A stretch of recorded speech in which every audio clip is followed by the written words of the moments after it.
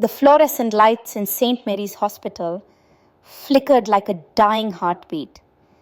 Anna Wright stood in the corridor, her worn leather purse clutched against her chest, listening to the sound she'd traveled 12 hours to hear, her grandson's first cry, muffled behind a closed door.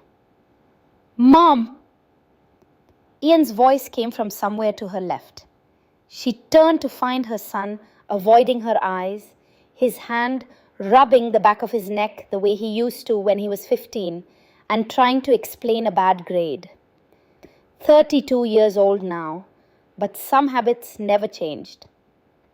Sabrina wants just immediate family right now. The words hung in the antiseptic air between them. Anna watched a nurse hurry past, pushing a cart that rattled with the sound of metal instruments. The woman didn't even glance their way. "I understand," Anna heard herself say, though she didn't understand at all. She was immediate family. She'd been immediate family when Ian was the one crying, when his father died and left them alone, when she worked 2 jobs so he could have a future. But she didn't say any of that. She just nodded, the motion small and tight, and turned toward the elevator. Behind her, Ian said something else. "Maybe I'll call you," or "Thanks for coming." But the words dissolved into the hospital noise, and Anna kept walking. In the elevator, she caught her reflection in the metal doors. 61 years old. When had that happened?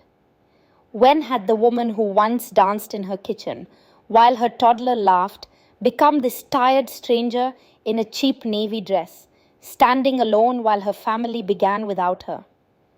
The bus station smelled like diesel and old coffee. Anna had 7 hours until her bus home. She found a bench near the departures board and sat down, setting her purse beside her. Inside was the baby blanket she'd knitted, yellow, gender neutral, every stitch made with love. She wouldn't be giving it to them today. Before, there were happier times. Anna made herself remember them now, sitting in the bus station because forgetting would hurt worse. Robert had died on a Tuesday, heart attack at the hardware store he'd owned for 15 years. One minute he was helping Mrs. Patterson choose paint colors, the next he was gone. The doctor said it was quick, painless, words meant to comfort that only highlighted how final it all was. Ian had been 15. Anna held him at the funeral while he cried into her shoulder, his body shaking with sobs that seemed too big for a boy to contain. "What are we going to do?" he'd whispered.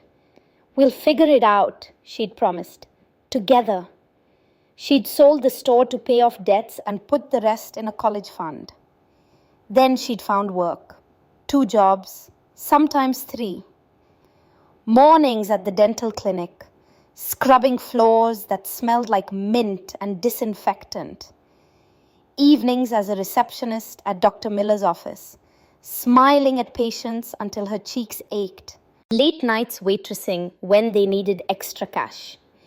Ian had studied hard, made her proud. When the acceptance letter came from the University of Chicago's engineering program, they'd both cried, happy tears this time. Anna had framed the letter and hung it in the kitchen where Robert's photo watched over them. "We did it, Mom," Ian had said, hugging her so tight she could barely breathe. "You did it," she'd corrected. "No, we did." That was the son she remembered, the one who saw her, who knew what she'd sacrificed, who promised, "I'll always be there for you, Mom, always." Anna wondered now when always had become never. The first year. The phone calls started out okay. When Ian moved to New York for his job at Morrison & Associates, he'd called every night at 9. Anna would finish her evening shift, drive home and time her arrival perfectly, pulling into the driveway at 8:55, walking into the house at 8:58, phone ringing right on schedule at 9 o'clock. Hey, Mom. Hi, sweetheart. How was your day? They'd talk for an hour, sometimes more. Ian would describe his projects, something about load-bearing walls and structural integrity that Anna didn't quite follow but loved hearing anyway. He'd complain about his tiny apartment, the noise, the prices. You can't even get decent coffee here without spending $6. Then make it at home, Anna would say, and Ian would laugh. You sound like Dad. Your father was a smart man. 3 months in, something shifted. Mom, I met someone. Anna's heart did a strange thing, lifted and dropped at the same time. This was good news. Ian deserved happiness, deserved love, but the way he said it, breathless and urgent, made her grip the phone a little tighter. That's wonderful, honey. Tell me about her. Her name's Sabrina. She's an architect. We work together. Mom, she's amazing. I'm so happy for you. Thanks. I really think this could be something. After they hung up, Anna sat in the kitchen for a long time, staring at the phone. He'd sounded different. Excited, yes, but also distant, like he was already somewhere else, somewhere she couldn't follow. The next week, Ian's call came at 9:30, then 10 then not at all, just a text. Sorry, Mom, dinner with Sabrina. Talk tomorrow. Tomorrow became the day after, then twice a week, then Sundays only, and even those felt rushed. How are you, sweetheart? Good, good. Busy. Sabrina and I went to this incredible restaurant in Soho. You should see this place. And he'd be off, talking about Sabrina's taste in wine, Sabrina's opinions on modern architecture, Sabrina's family's vacation home in the Hamptons. Anna tried to engage. She sounds lovely. I'd love to meet her sometime. Yeah, definitely. She's just really busy with this project right now. Busy. It was always busy. By month 8, Anna had stopped calling first. She waited for Ian to reach out. Sometimes he did. Sometimes whole weeks passed in silence, and Anna would check her phone obsessively, making sure the ringer was on, that she hadn't somehow missed his call. Rosa found her like that one afternoon, sitting at the kitchen table, phone in front of her, staring at it like it might ring through sheer force of will.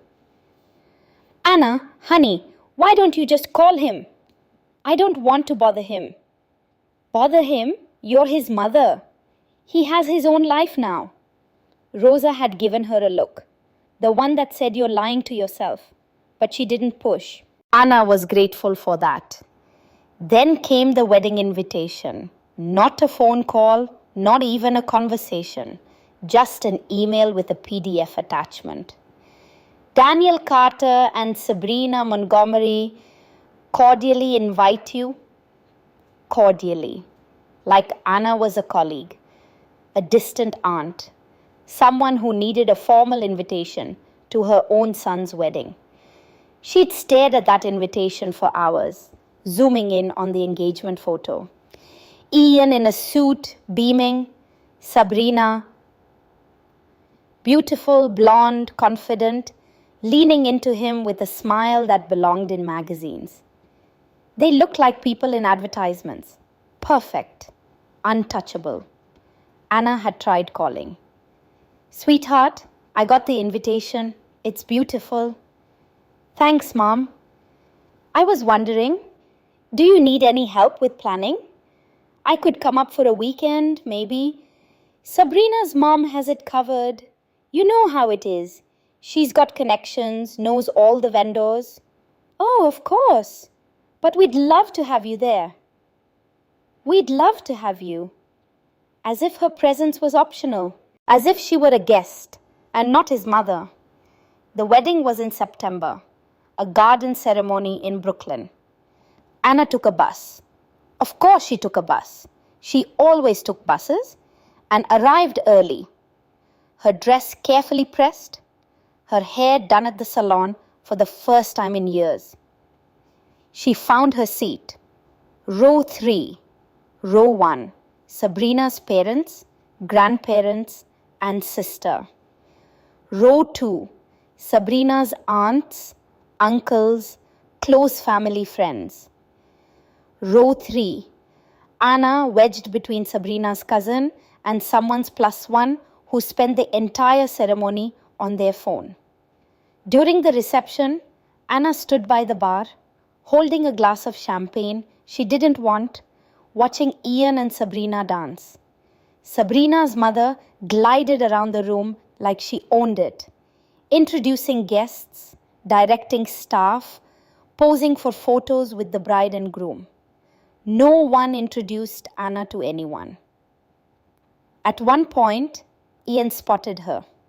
He waved, made his way over, gave her a quick hug that lasted maybe 3 seconds. Thanks for coming, Mom. Of course, sweetheart. It's a beautiful wedding. Sabrina's mom did an amazing job, right? Yes, amazing. Someone called his name, a groomsman wanting a photo, and Ian squeezed her arm. Sorry, I'll catch you later. He didn't. Anna left before the cake was cut. No one noticed. Kick, the pregnancy. The call came on a Tuesday evening, 9 months after the wedding. Anna was folding laundry when her phone buzzed. Ian's name on the screen still made her heart skip. Hey, Mom? Ian, hi, how are you? I'm good. Really good, actually. I have some news. Anna sat down on the couch, setting the laundry basket aside. Something in his voice, nervousness mixed with excitement, took her back to when he was a boy, bringing home report cards. Sabrina's pregnant. The world went soft around the edges. A grandchild. She was going to be a grandmother. Oh, Ian. Oh, sweetheart, that's wonderful. Yeah? He sounded relieved, like he'd been worried about her reaction. Yeah, we're really excited. Scared, but excited. How far along is she? 3 months. 3 months. Anna's smile faltered. 3 months? When were you going to tell me? We wanted to wait until after the first trimester. You know, just to be safe. Who else knew? Sabrina's mother, certainly. Probably the whole family. But Anna, she got the news at 3 months, once it was safe, once it was convenient. I'm so happy for you both, she said, because what else could she say? They talked for a few more minutes. Due date in February. They didn't know the gender yet. Sabrina was tired, but doing well. When they hung up, Anna sat in the quiet of her living room, holding the phone, feeling joy and grief tangled so tightly she couldn't separate them. She started knitting that night. A blanket, yellow and soft, with Oliver stitched across one corner. A name she'd loved since childhood. Maybe they'd use it, maybe they wouldn't, but she needed to do something with her hands. 2 weeks later, Anna sent a package, the blanket, a teddy bear, and a card. To my future grandchild, I can't wait to meet you. Love, Grandma Anna. She waited for a response. A text maybe, a phone call to say thank you. Nothing. But Sabrina posted on Facebook. So grateful for all the love and support from our amazing family and friends. Below were photos of other baby gifts, other cards. Anna scrolled through the comments, dozens of them, all getting hearts and replies from Sabrina. Anna had commented too. So excited to meet our little one. No reaction, no reply, just silence. The months crawled by. Anna followed the pregnancy the way millions of strangers did, through social media. Sabrina posted weekly, bump photos, nursery progress, gender reveal, a boy, name announcement, Oliver Charles Wright. In one photo, Sabrina stood in the completed nursery, her mother beside her, both of them beaming. The caption read, "Couldn't have done this without Mom. So grateful for her help every step of the way." Anna studied that photo for a long time. The carefully chosen paint color, soft sage green. The white crib with its matching dresser. The rocking chair in the corner where someone would hold Oliver, sing to him, love him. That someone wouldn't be Anna. She tried calling Ian. "Sweetheart, I was wondering if maybe I could come visit, help out a little before the baby comes." "That's really nice, Mom, but Sabrina's kind of overwhelmed right now. The doctor said she needs to minimize stress." "I wouldn't stress her out. I just want to help." "I know, but maybe after the baby's born, we'll figure something out." We'll figure something out. The same promise he'd been making for months. The same promise that never materialized. "Ian, I'm his grandmother." Silence on the line. Then, "I know, Mom, I know. Just give us some time, okay?" Time, space, later. All the words that meant stay away. Anna stopped asking.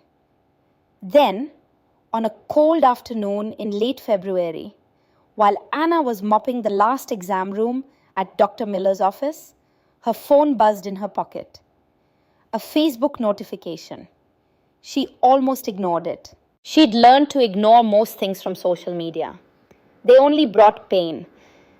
But something made her pull off her rubber gloves and check. Sabrina had posted a photo. A baby, wrapped in a hospital blanket, tiny fists curled against his chest, eyes closed, perfect. The caption, "Welcome to the world, Oliver Charles Wright. Born February 15th, 7 3/0, 20 inches. Mom and baby healthy and happy. So grateful for Grandma Susan, who was here for every moment. We're so blessed." Anna's legs gave out. She sat down right there on the clinic floor, phone clutched in both hands, staring at her grandson's face. This was how she met him. Not holding him, not standing beside Ian, not being the first to hear his cry. Through a screen, in a Facebook post, like any stranger scrolling through their feed. Anna, honey, are you okay?" Janice, the receptionist, crouched beside her. Anna looked up, saw concern in the older woman's face, and couldn't find words. She just held up her phone. Janice looked at the screen, then back at Anna. An understanding crossed her features. She didn't say anything. She just helped Anna up, walked her to the break room, made her sit down. "Go home," Janice said. "I'll finish up here."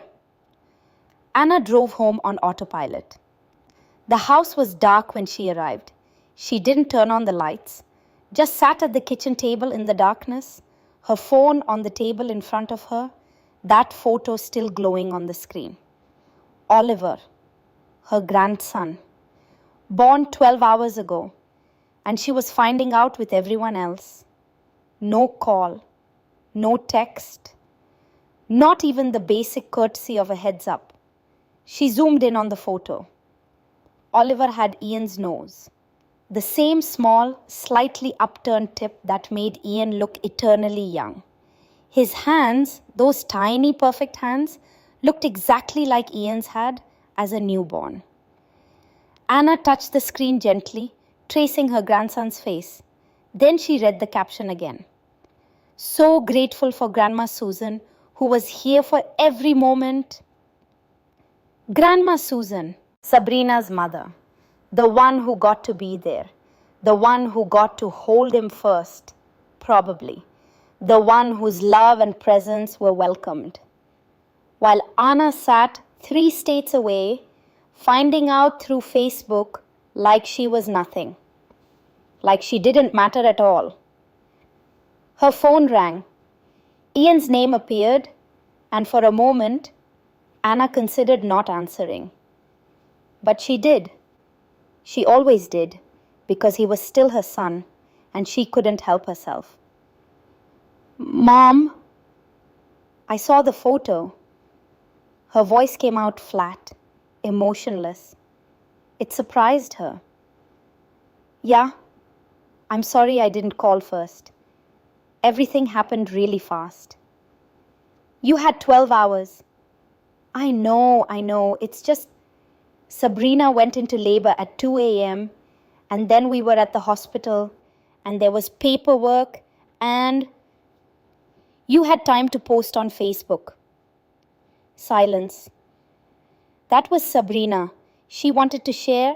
Ian, I don't care who posted it. I care that I'm your mother. And I found out my grandson was born from social media. Mom, please don't make this. Don't make this. What? About me? I'm not making this about me. I'm making this about basic respect. She could hear him breathing on the other end, could picture him running his hand through his hair, frustrated, tired, wanting this conversation to be over. Can I come meet him? Anna asked, and hated how small her voice sounded. Another pause, this one longer. We need a few days, Mom. Sabrina needs to rest. I won't stay long, just an hour, just to meet him. Let me talk to Sabrina. Ian, I'll call you back, okay? I promise. The line went dead.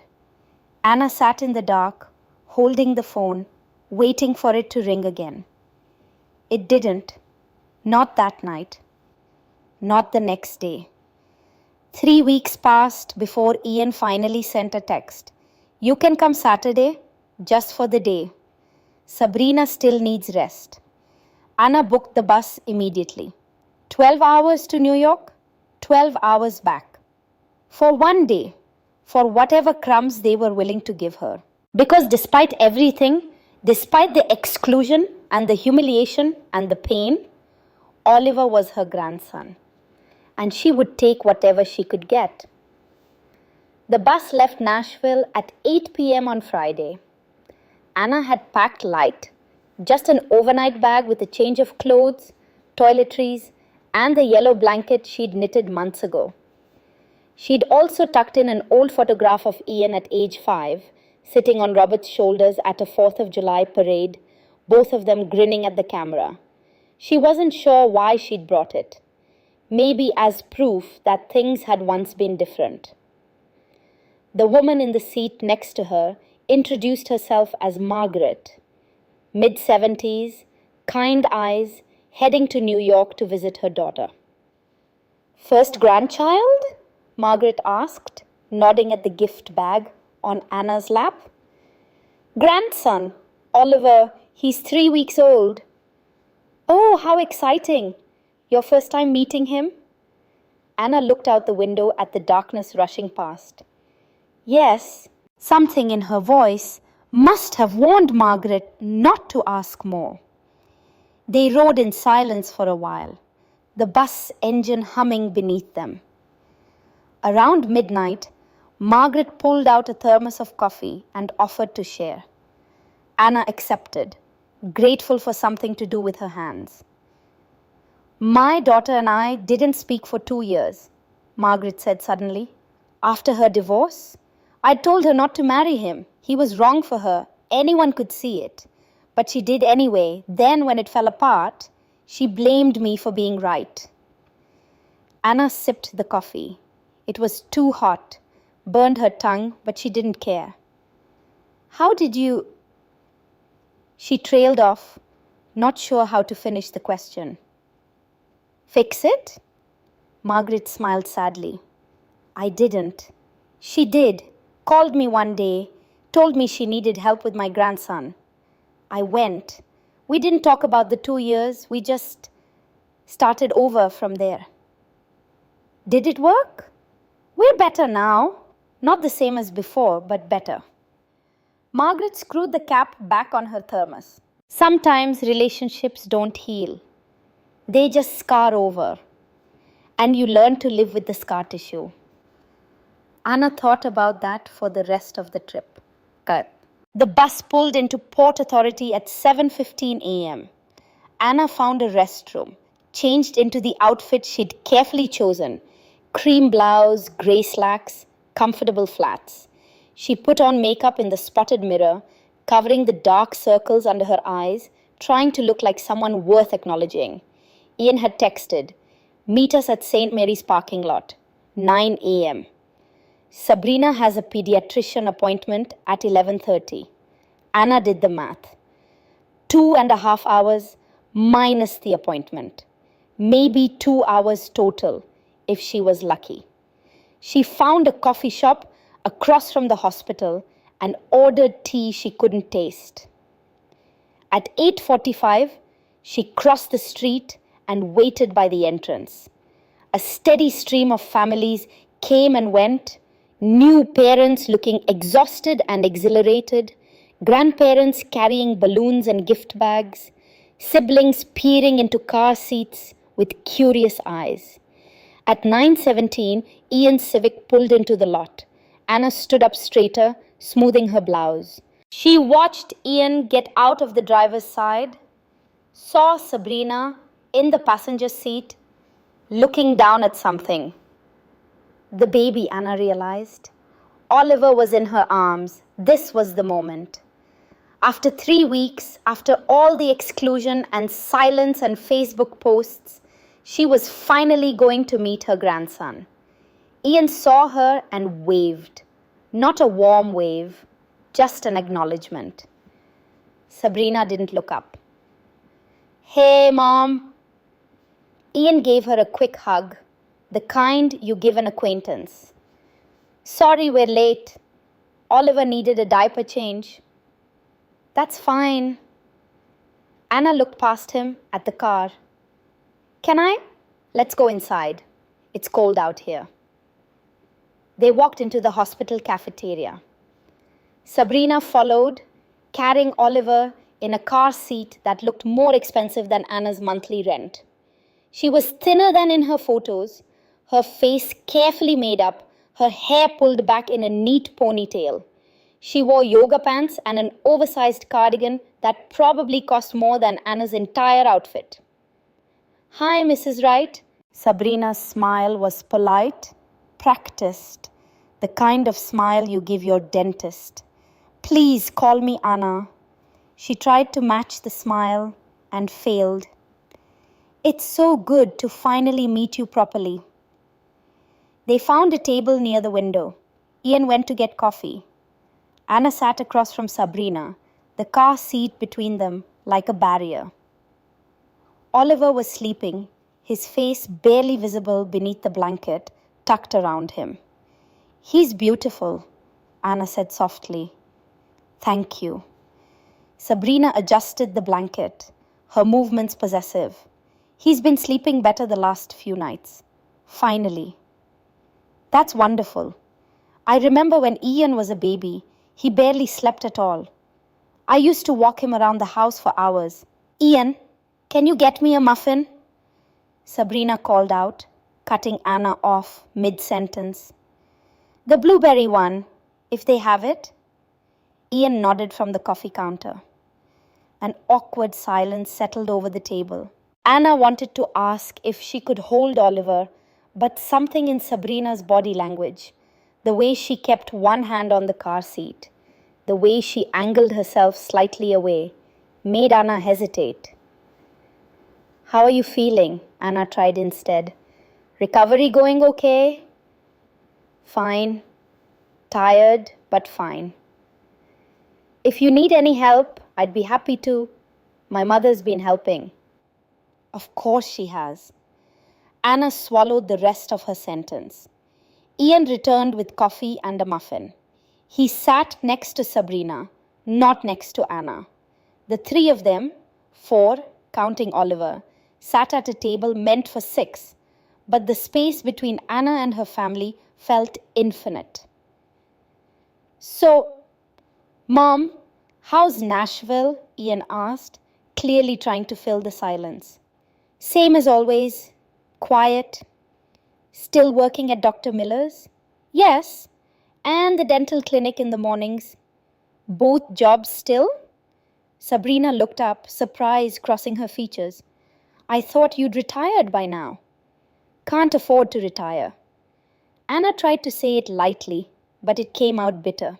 Oliver stirred in his car seat, making a small sound. Immediately, Sabrina lifted him out, cradling him against her chest. He nuzzled into her, eyes still closed, perfectly content. Anna's arms ached. "Can I hold him?" The words came out before she could stop them. Sabrina's arms tightened almost imperceptibly. "He just fell asleep. If we move him too much, he'll wake up and get fussy." "I'll be gentle. Maybe later. Let him sleep for now." Anna's hands, which had been reaching across the table, fell back to her lap. They sat for another 30 minutes. Sabrina nursed Oliver, turned away from Anna, a blanket draped for privacy. Ian scrolled through his phone, occasionally showing Sabrina something that made her smile.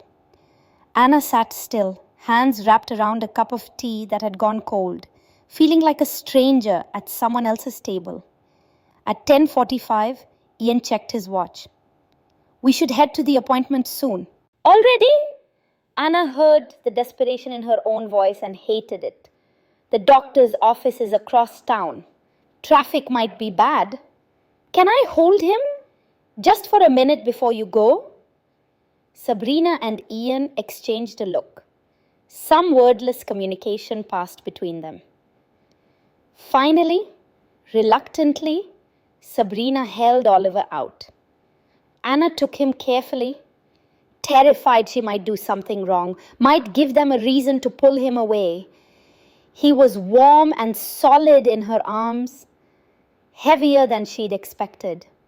She could feel his heartbeat, smell that distinct baby scent, milk and powder, and something sweet and indefinable. "Hi, sweetheart," she whispered. "I'm your Grandma Anna." Oliver's eyes fluttered open. They were blue. All babies' eyes are blue, she knew that, but she searched them anyway for some sign of recognition, some genetic memory that might connect them. He looked at her for 3 seconds. Then his face scrunched up and he began to cry. "He's hungry again," Sabrina said, already reaching for him. "I need to feed him before we go." Anna handed him back, feeling the weight of failure settle on her shoulders. 8 minutes? She'd held her grandson for 8 minutes. Sabrina nursed again while Ian gathered their things. Anna sat frozen, trying to memorize everything. The curve of Oliver's head, his tiny fingers curled against Sabrina's chest, the way his eyelashes cast shadows on his cheeks. "Actually, Mom, we should get going." Ian stood up, bag over his shoulder. "Don't want to be late?" "Of course." Anna stood too, grabbing her purse. "Maybe I could come with you, wait in the lobby?" "The waiting room's really small." Ian wouldn't meet her eyes. "And we might be a while. Doctor usually runs late." "I don't mind waiting." "Mom!"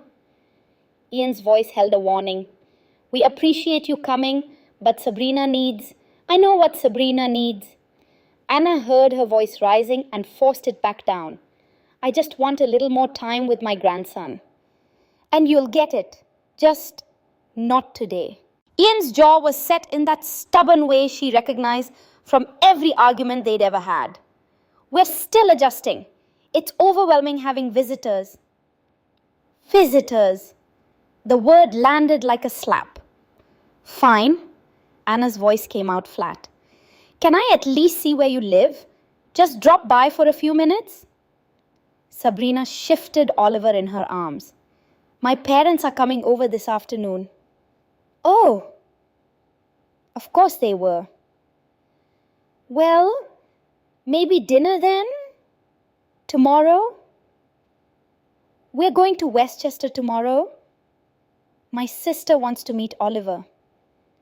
With each sentence, each excuse, Anna felt herself becoming smaller, less significant, easier to erase. When then? When can I see him again? We'll figure something out, Mom. I promise. That promise again, worthless as air. They walked out to the parking lot together. Ian offered to drive Anna to the bus station. She accepted because the alternative was standing in the hospital parking lot watching them drive away, and she had at least that much dignity left. The ride was silent, except for Oliver's occasional sounds from the back seat. Anna turned around once, trying to catch another glimpse of him, but Sabrina had the car seat angled away. At the bus station, Ian pulled up to the curb and put the car in park, but didn't turn off the engine. Thanks for coming, Mom. Anna unbuckled her seatbelt slowly, trying to make this moment last. Can I say goodbye to him? Another look exchanged. Sabrina unbuckled Oliver and handed him forward, and Anna held her grandson one more time, breathing him in, memorizing the weight of him. I love you, she whispered into his soft hair. Your grandma loves you so much. She handed him back before anyone could see her tears. Ian got out, grabbed her bag from the trunk. They stood on the curb, traffic rushing past, the bus station looming behind them. Take care, Mom. You too, sweetheart. She wanted to hug him, but something in his posture warned her not to. Call me? Yeah, soon. He got back in the car. Through the window, Anna could see Sabrina settling Oliver back into his seat, not looking up, not waving. Ian pulled away from the curb, merged into traffic, and disappeared. Anna stood there, suitcase at her feet, for a long time. Then she turned and walked into the station. The bus wouldn't leave for 4 hours. She found a bench, sat down, and pulled out her phone. Sabrina had already posted on Instagram a photo of Oliver in his car seat, taken just minutes ago. Caption: Perfect morning with our little man. Headed to his first doctor's appointment. So grateful for this precious time with just us. Just us. Anna put her phone away and stared at the departures board through blurred vision. 12 hours there, 2 hours total. 13 minutes holding Oliver, 12 hours back. The silent months. Anna stopped calling after that. Not out of anger, though there was anger, plenty of it, burning quiet and deep. She stopped calling because Rosa's words kept echoing in her head. You're not respecting boundaries, you're erasing yourself. If Ian wanted to talk, he could call. She wouldn't beg anymore. The first week was the hardest. Anna caught herself reaching for her phone 12 times a day, finger hovering over Ian's name. She'd stop herself, Set the phone down, find something else to do. Knit, clean, walk. Anything to keep her hands busy and her mind off the silence. Week 2, she stopped checking her phone every 5 minutes. Started leaving it in her purse during work instead of keeping it in her pocket. The phantom vibrations, that feeling that it was ringing when it wasn't, began to fade. By week 4, the silence felt almost normal. Rosa came over on a Sunday with groceries and her signature chicken soup. She took one look at Anna, thinner, quieter, older somehow, and didn't say anything.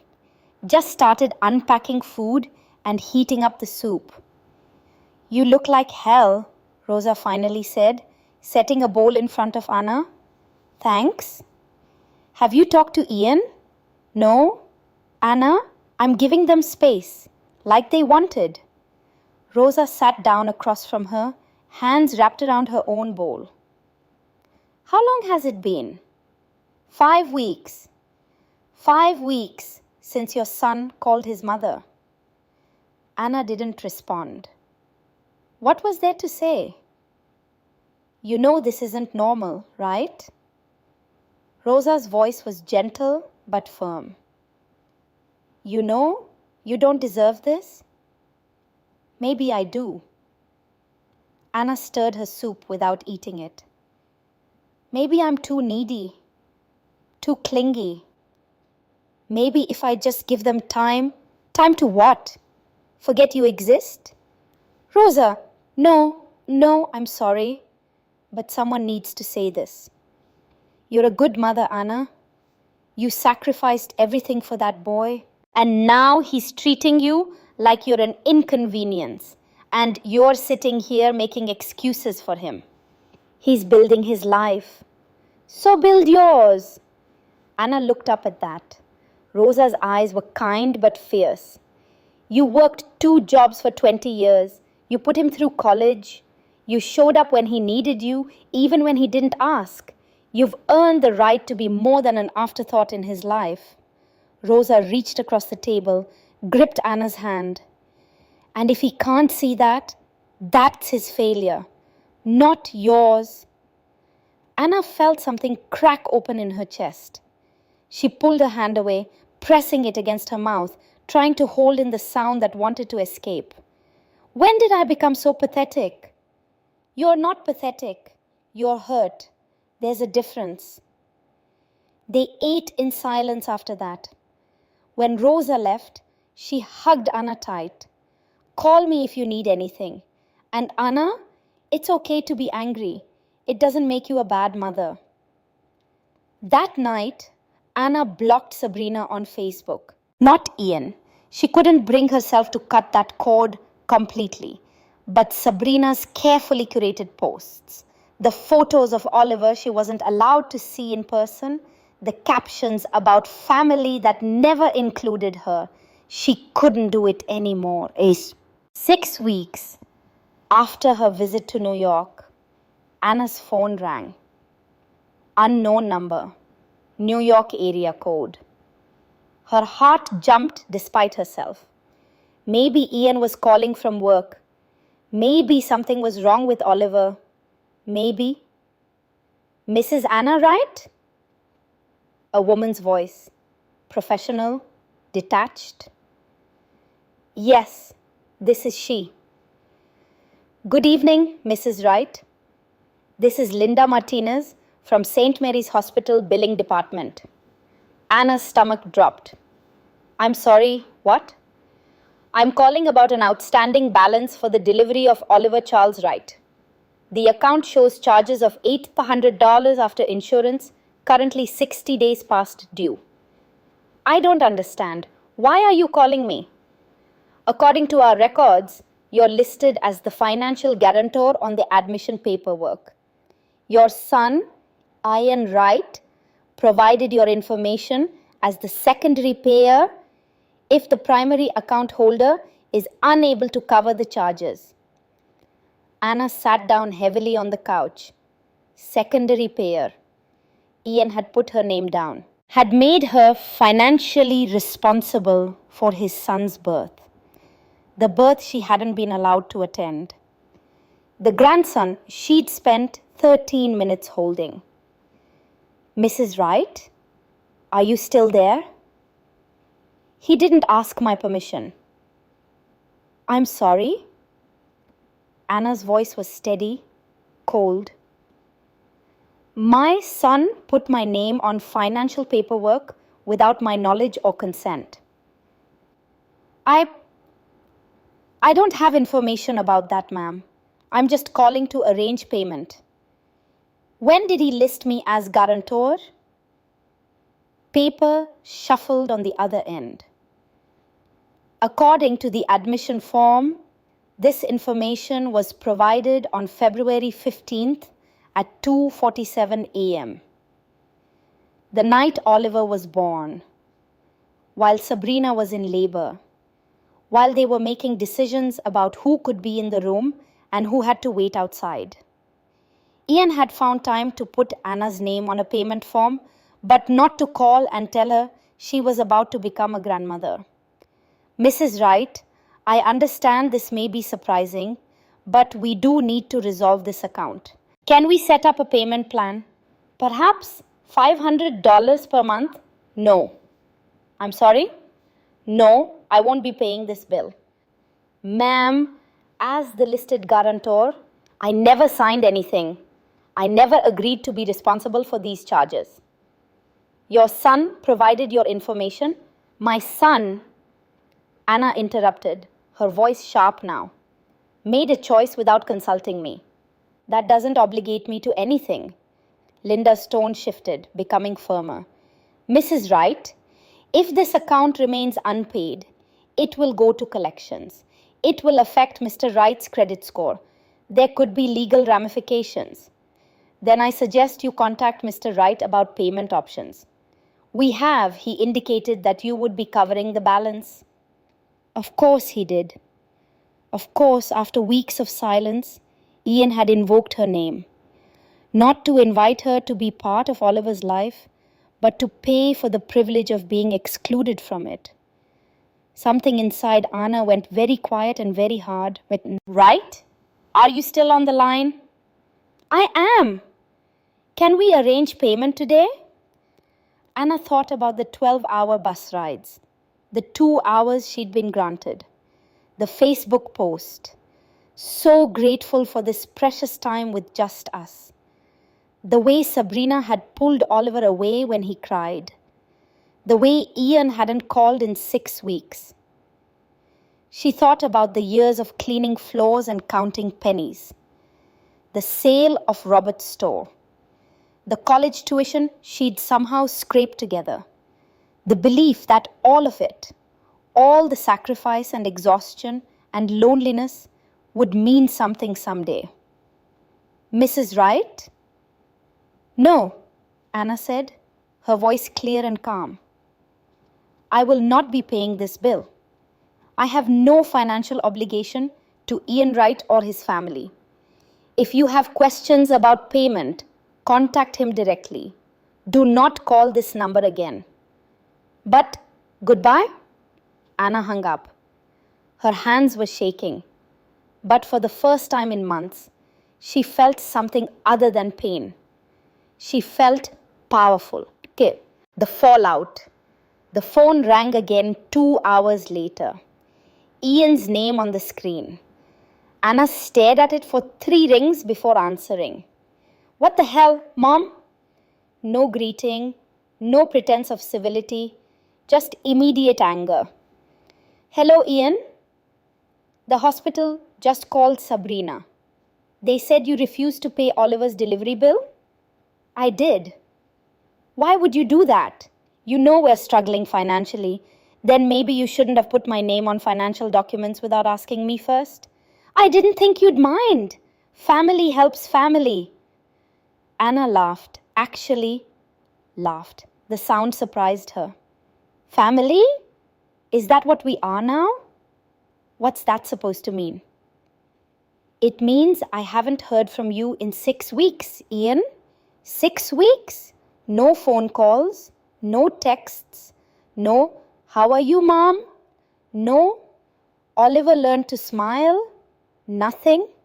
But you found time to make me responsible for an $8,500 bill. I've been busy.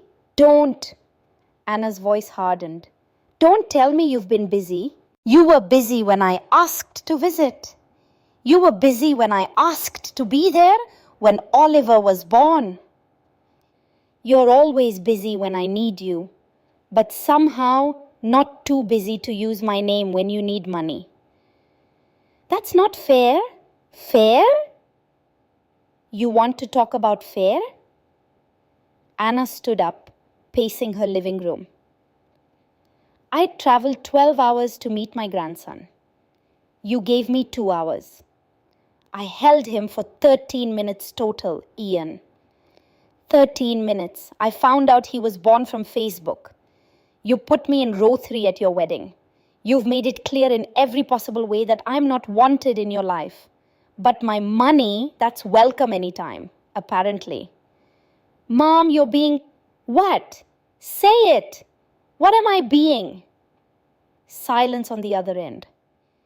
Sabrina was right about you, Ian finally said, his voice low and cold. The words hit like a physical blow. What did she say? That you're manipulative, that you use guilt and money to control people. Anna sat back down, the air knocked out of her lungs. You think I'm trying to control you? Aren't you? Refusing to pay the bill unless we do what you want? I'm not refusing to make you do anything. I'm refusing to be treated like a checkbook instead of a mother. We needed that money, Mom. Sabrina's been stressed. I lost a freelance contract. We have credit card debt. And I'm sorry for that. I truly am. But Ian, you don't get to shut me out of your life and then expect me to solve your financial problems. So you're punishing us? Punishing Oliver? I'm not punishing anyone. I'm setting a boundary. A boundary? Ian's laugh was bitter. Is that what you call abandoning your grandson? Abandoning? Anna had to pause, had to breathe, had to force herself not to scream. I traveled 12 hours to meet him. You sent me away after 2. Who abandoned whom? You're being dramatic. No, I'm being clear. For the first time in this entire mess, I'm being absolutely clear. You want my money? Fine, but it comes with respect. It comes with being included in Oliver's life. It comes with phone calls and visits and being treated like I matter. So you are trying to control us. I'm asking to be treated like a human being. Anna's voice cracked. I'm asking for the bare minimum, Ian. I'm asking to be more than a name on a billing form. Mom, do you remember when your father died? Don't bring Dad into this. Do you remember how you cried for 3 days straight? How you wouldn't eat, wouldn't sleep? I held you. I told you everything would be okay. I sold Dad's store, the store he built, the thing I had left of him, so you could go to college. I worked 2 jobs. I was there for every play, every parent-teacher conference, every moment you needed me. I know what you did. Do you?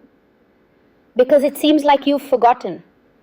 It seems like all those years of sacrifice mean nothing to you now. That's not true. Then tell me, Ian. Tell me one thing you've done for me lately. One phone call you've made just to check in. One time you've asked how I'm doing without me asking first. One moment where you made me feel like I'm still your mother and not just some obligation you have to manage. Silence. That's what I thought, Anna said quietly. I've been busy building my life, and I was busy building mine around you. That was my choice, and I don't regret it. But you don't get to treat me like an inconvenience now that you don't need me anymore. I do need you, Mom. That's why I'm calling. No, you need my money. There's a difference. She heard him take a breath, heard him try to change tactics. Look, I'm sorry, okay? I know I haven't been the best son lately, but we're drowning here. Sabrina's not herself. I'm working 3 freelance gigs. We have bills, and whose fault is that? What? You're a grown man, Ian. You made choices. You chose to have a baby. You chose an expensive lifestyle in New York. You chose to put my name on forms without asking. These are your consequences to manage. So you're just going to let us suffer? I'm going to let you be an adult. Wow! His laugh was cold. That's really how you feel?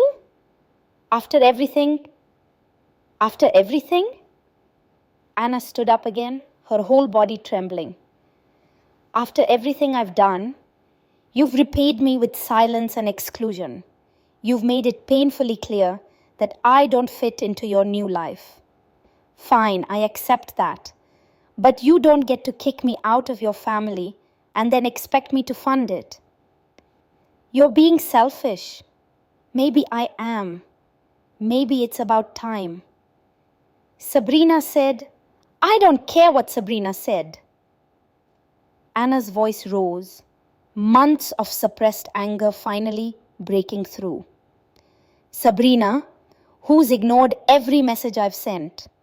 Sabrina, who posted photos thanking her mother while excluding me from everything. Sabrina, who treats me like a stranger at best and a burden at worst. I don't care what she thinks of me.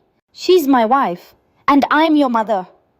Or I was before you decided Sabrina's comfort was more important than my existence.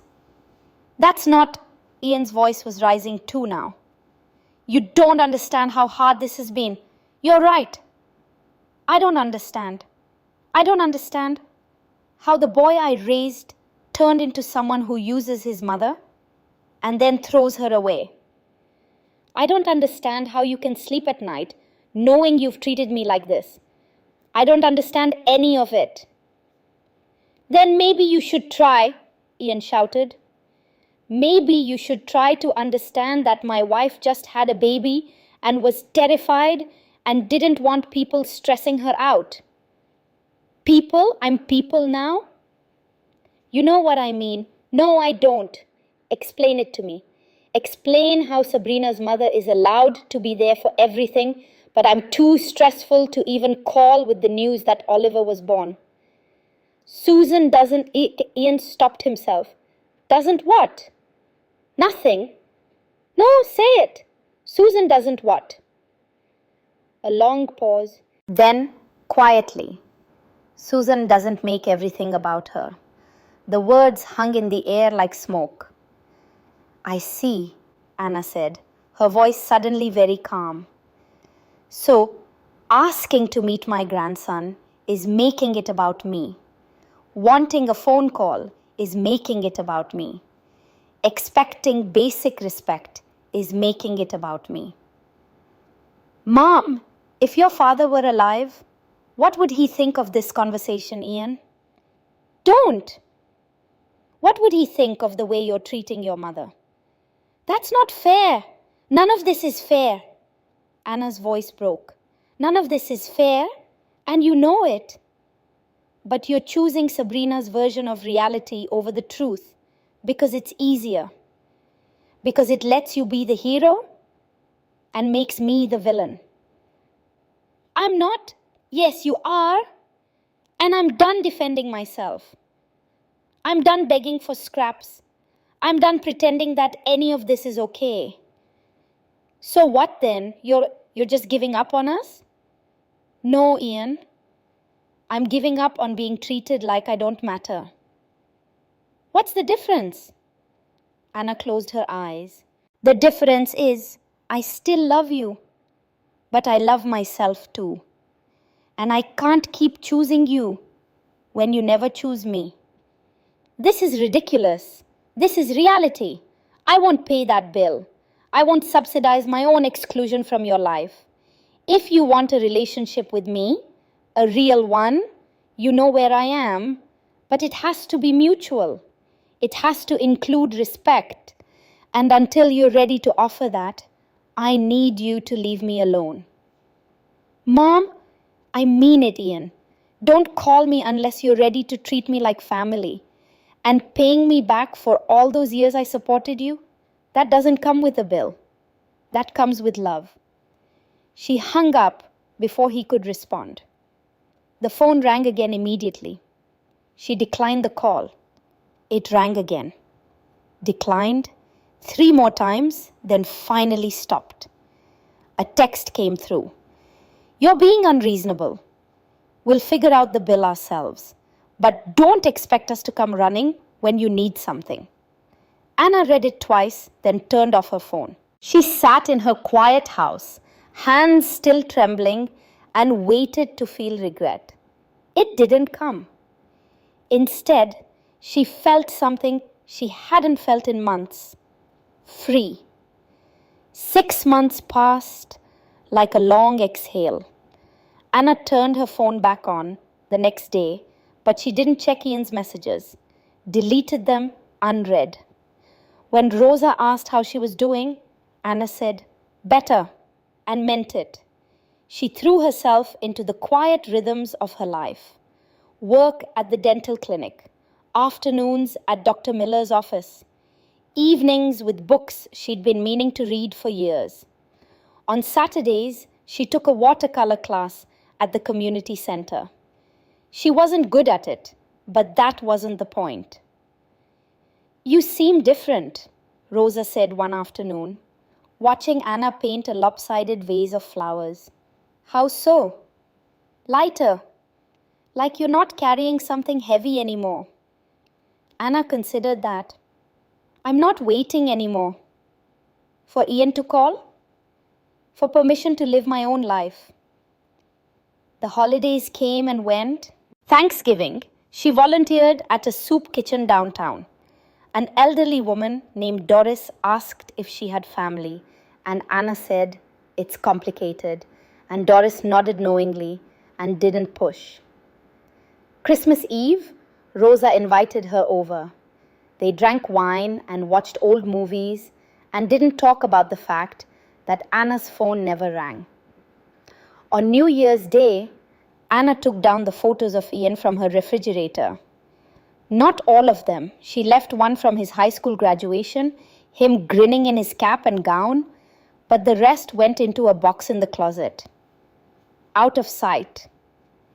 A small act of self-preservation. In February, Oliver's first birthday came and went. Anna knew only because a mutual acquaintance, someone from Ian's high school, posted a photo. Oliver smashing a cake, frosting in his hair, laughing. Ian and Sabrina on either side looking exhausted but happy. Anna looked at the photo once, then closed the app, went for a walk instead. The pain was still there, but duller now, manageable. She was learning to live with the scar tissue, just like Margaret on the bus had said. Late February, almost exactly a year after Oliver's birth, Anna's phone rang while she was making dinner. Unknown New York number. She almost didn't answer. Probably another billing department, another problem that wasn't hers to solve. But something, intuition, hope, she wasn't sure, made her pick up. Mrs. Wright? A woman's voice. Young, professional, kind. Yes? This is Grace Palmer. I'm a social worker at St. Mary's Hospital in New York. Anna's stomach dropped. Is Ian? Your son is fine. But Mrs. Wright, I'm calling about your daughter-in-law Sabrina. She was admitted 3 days ago. Severe postpartum depression and anxiety disorder. She's stable now, but she needs intensive treatment. Anna sat down at the kitchen table. I don't understand. Why are you calling me? We need temporary care for Oliver. Your son is with his wife, but he can't manage both of them right now. You're listed as next of kin. I'm listed? Anna heard the disbelief in her own voice. After everything? Grace's tone softened. Your son was very clear. He said you're the only person he trusts with Oliver. Anna closed her eyes. Trust. Now Ian trusted her. Now, when everything had fallen apart. Where's Sabrina's mother? A pause. There were family conflicts. Sabrina specifically requested that Susan not be contacted. What happened? I can't share details, Mrs. Wright, but I can tell you that Oliver needs someone. He's at an emergency care facility, but they can only keep him for 24 hours. After that, Grace trailed off, the implication clear. Anna thought of Oliver, 15 months old now, walking, probably, talking, a whole little person she'd missed becoming. Mrs. Wright, I understand if you need time to think. No? Anna's voice was firm. I don't need time. Where is he? The bus ride was different this time. Anna wasn't nervous or hopeful or desperate. She was clear. She'd help because Oliver needed help. Because he was innocent in all of this. But she was going on her terms now. No more begging. No more accepting crumbs. She arrived at St. Mary's at 7 in the morning. Found Ian in the waiting room, exactly where she'd stood a year ago. He looked destroyed, unshaven, eyes red-rimmed, clothes rumpled like he'd slept in them. When he saw her, he stood up, started to say something. Where's Oliver? Anna interrupted. Mom, where is he, Ian? The care center, 2 blocks north. He reached for her hand. She stepped back. Let's go get him. They walked in silence. Ian tried twice to speak, and twice Anna cut him off with, Not now, baby first. The care center was bright and clean, filled with toys and the sound of children. A worker led them to a small room where Oliver sat on a mat, stacking blocks. He'd grown. His hair was lighter, curly like Ian's had been. He wore little jeans and a striped shirt, tiny sneakers with Velcro straps. When he saw Ian, his face lit up. Dada. Hey, buddy. Ian's voice cracked. He scooped Oliver up, buried his face in his son's hair. Oliver looked at Anna over Ian's shoulder, curious but not afraid. Oliver, this is Grandma Anna, Ian said. Anna knelt down to his level. Hi, sweetheart. Oliver studied her for a long moment. Then he held out the block he'd been holding. Block, he said seriously. Anna took it, felt tears threatening, pushed them back. Thank you, Oliver. That's a very nice block. He smiled, went back to his father's arms. That was okay. They had time now. Coffee shop across the street. Oliver in a high chair, eating pieces of banana. Ian and Anna on opposite sides of the table. I lost my job 4 months ago, Ian said, not looking at her. Main contract fell through. I've been freelancing, but it's not enough. We couldn't afford the apartment anymore, so we moved in with Sabrina's parents. Anna waited. She's difficult, Mom. Really difficult. Everything Sabrina did was wrong. The way she fed Oliver, dressed him, everything. She criticized constantly, told Sabrina she was failing as a mother. Ian rubbed his face. Sabrina tried to stand up to her, but Susan just got worse. Started undermining us with Oliver, contradicting our rules, telling him we didn't know what we were doing. Why didn't you leave? We couldn't afford to. And Sabrina kept saying it would get better, that her mother meant well. Ian laughed bitterly. Then 2 weeks ago, Susan told Oliver that Sabrina was doing everything wrong right in front of him. Sabrina finally snapped, told her mother to get out. Susan left, said Sabrina was ungrateful, hasn't answered calls since. And Sabrina broke down completely. Everything she'd been holding in, the postpartum depression, the anxiety, the pressure from her mother, it all came out at once. Ian's voice dropped to a whisper. She scared me, Mom. She scared Oliver. She kept saying she was a terrible mother, that Oliver would be better off without her. I had to call 911. Anna processed this, tried to find satisfaction in it, and couldn't. There was only sadness, for Sabrina, for Oliver, for all of them. She asked for you, Ian said. In the hospital, she told me to call you. Said you were right about everything. About what? About boundaries? About respect? About... He met her eyes finally. About me being a terrible son.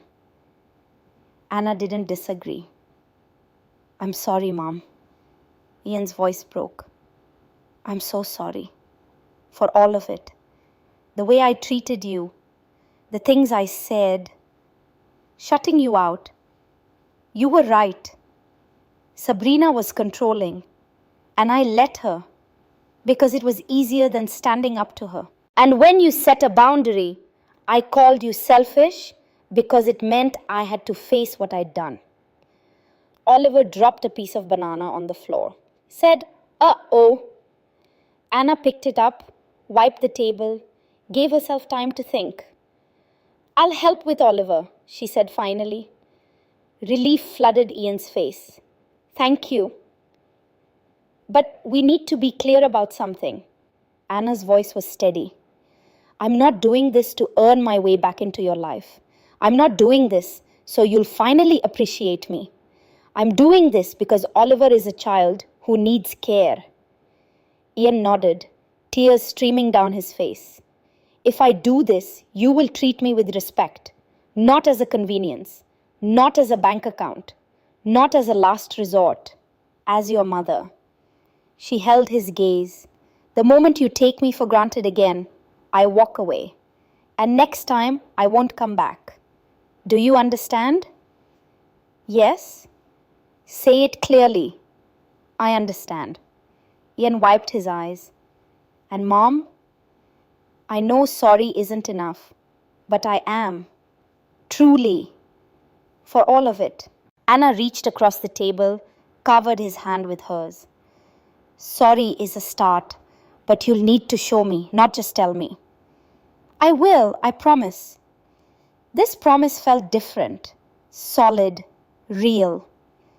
Anna stayed in New York, sleeping on Ian's couch, caring for Oliver while Ian worked, and Sabrina underwent intensive therapy. It wasn't easy. Oliver had nightmares, cried for his mother, had tantrums when things didn't go his way. But slowly, he warmed to Anna. Started calling her Gamma. Would reach for her hand when they crossed the street. Brought her his favorite books to read. One afternoon, Sabrina came home from a therapy session and asked to talk to Anna alone. They sat in the small kitchen, tea cooling between them. I need to apologize, Sabrina said. Really apologize. Anna waited. My mother is... Sabrina's hands shook around her cup. She made me feel like I was never good enough. Nothing I did was right.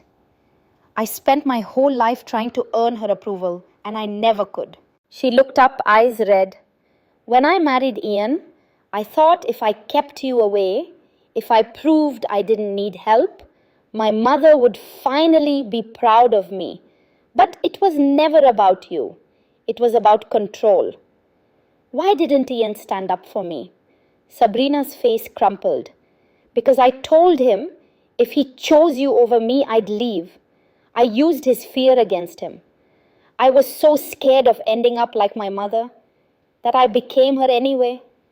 Anna absorbed this. What changed? My mother left and everything fell apart, and I realized I was doing to Oliver what she did to me, teaching him that love means choosing sides, that family is something to manage, not cherish. Sabrina wiped her eyes. I don't want that for him. I don't want him to grow up the way I did. What do you want from me? Time. A chance to earn your trust. I know I don't deserve it. No, Anna interrupted. You don't. But Oliver deserves a grandmother, and you deserve a chance to heal. So we'll work on it, slowly. Sabrina nodded. Thank you. Don't thank me yet. Trust takes time. I understand. They weren't friends, might never be, but it was a beginning. Oliver's second birthday party was small. Just Ian, Sabrina, Anna, Rosa, and a few of Oliver's daycare friends. Anna had baked a chocolate cake, Oliver's favorite. When Oliver saw Anna arrive, he ran to her, arms outstretched. Gamma! Gamma! She picked him up, kissed his cheek, felt her heart expand in a way she'd thought might be broken forever. Happy birthday, sweetheart. They sang, ate cake, watched Oliver open presents. Sabrina took photos but also stopped to ask Anna, Will you be in this one? Sure. Anna stood between Ian and Sabrina, Oliver in her arms, and smiled. Not a perfect family, not a healed family, but a family trying. Later, as they cleaned up, Sabrina's phone buzzed. She glanced at it, frowned. What? Ian asked. My mother, she texted, said she heard I was having a party. Sabrina showed Anna the message. I'm his grandmother too. I have rights. What do you want to do? Anna asked. Sabrina looked at Oliver, then at Anna. Not today. Maybe not for a long time. I need to protect him first. Anna nodded. Then not today. As Anna left that evening, Ian walked her to the bus stop. Thank you, Mom, for everything. You don't have to keep thanking me. Yes, I do. Every day. He hugged her. I'm going to do better. I promise. Anna pulled back, looked at him, really looked at him. Saw her son. Saw the man he was becoming. Saw the mistakes and the growth and the possibility. I know, she said. I believe you.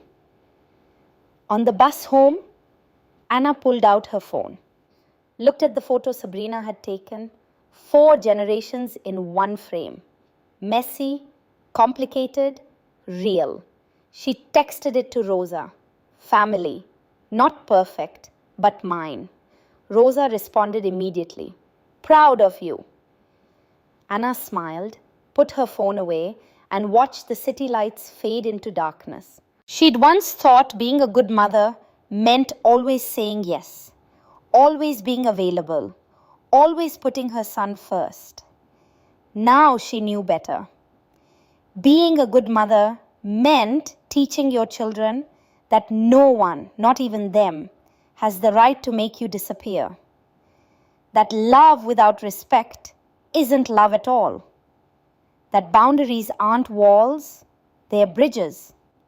Some lessons come late, but they still matter. The bus carried her home through the night, and for the first time in years, Anna Wright felt like she knew exactly where she belonged.